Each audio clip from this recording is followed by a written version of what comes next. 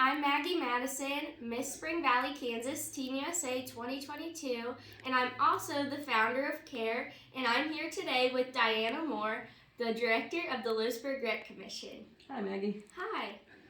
So we're going to do some questions about the concussion protocols. Yes, ma'am. So does the LRC do any type of training for the coaches or officials regarding concussions? We do to a small degree. Tackle football, yes. Well, for the rec, we work under the NFL Heads Up initiative, where we have a trainer come in and work with all of our tackle coaches to make sure our boys or girls, if any of the girls would play, are tackling the proper way to help reduce concussions. And then with USA Soccer, they do not allow head balls until kids are playing 12U and under.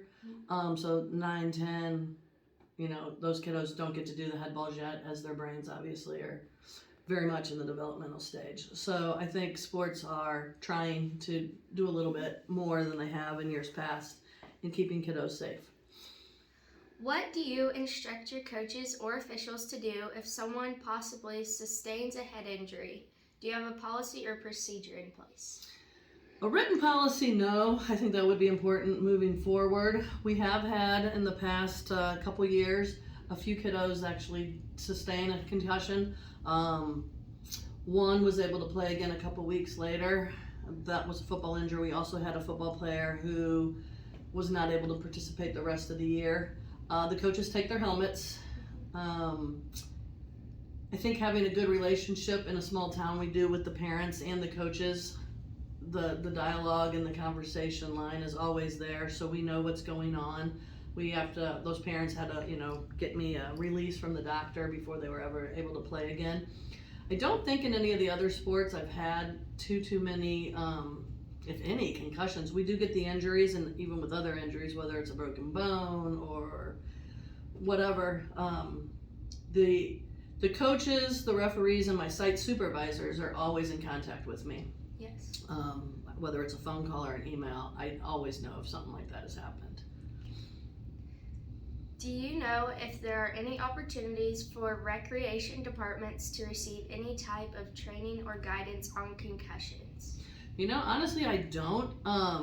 Recs are a little bit different than, like, say, school districts, where you have to fill out the parental releases, and I know, like, now in the high schools and middle schools with sports, they have to sign the concussion papers.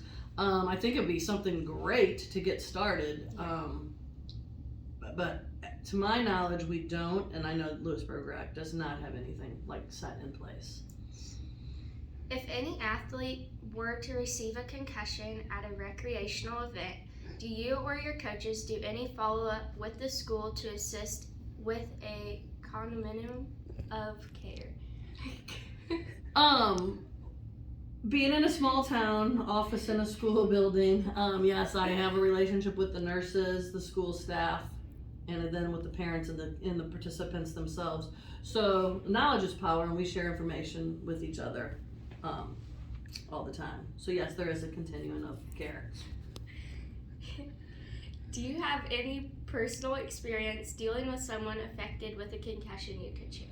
Unfortunately, I do. I have a son who's a junior in high school. When he was 10, 11 years old, he sustained a concussion playing tackle football through a rec league. We thought he was going to be better quicker than he was. Once the doctor, he did go to the emergency room. We met with a great doctor up at Overland Park Regional. Met with her like every week, and it was like week after week. He just couldn't pass some of the tests. Yeah. When he finally, and those were more like the physical tests, then when he was able to go, okay, you're released, you can go back to school. He actually was struggling reading. We're talking a really bright kid.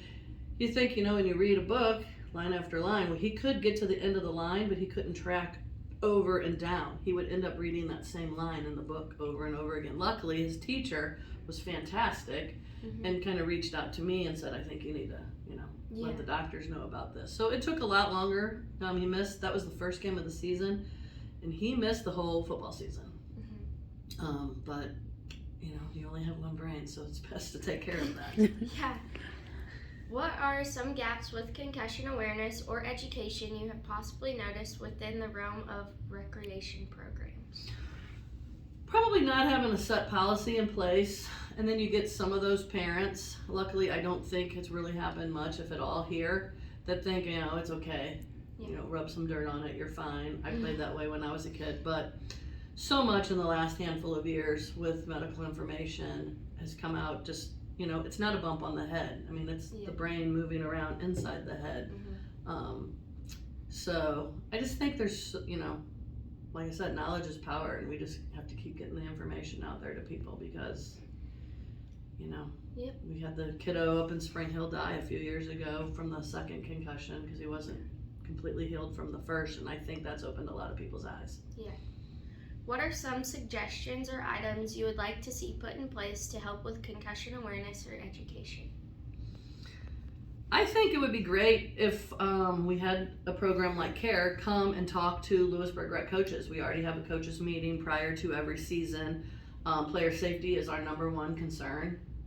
Yes, the kids are out there having fun, playing a game, but at the end of the day, player safety is what it's all about. So I would love to get something with Lewisburg Rec and CARE. Yep. Is there anything else you would like to add? Just thanks for having me today. Personally and professionally, obviously, I've been impacted with some concussions, and I think the more that we can do to make people aware, the better. Thank you. Thank you. Bye.